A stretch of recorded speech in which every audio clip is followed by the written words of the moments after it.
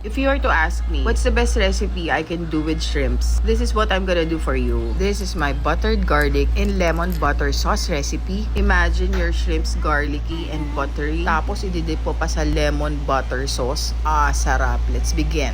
The first step is to clean and devein your shrimp. Ganito lang gagawin nyo.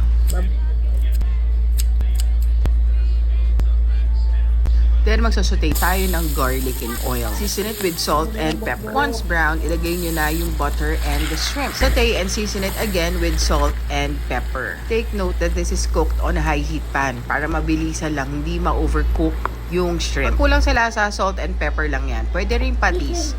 Set aside. Kasi gagawin naman natin yung napakasarap na sauce niya. Doon sa pinaglutuan natin ng shrimp, lowered to medium heat, maglagay ng generous amount of butter and 1 pack of all-purpose cream. Panimpla dito, salt and pepper. Ganun lang. Then, pag nag-simmer siya, pwede mo nang ilagay yung squeezed juice of lemon. Simmer lang ng konti, adjust the taste, and you're done. Ilagay mo na on the side of the shrimps and enjoy. Napakasarap niyan. Napakadali lang, 'di ba?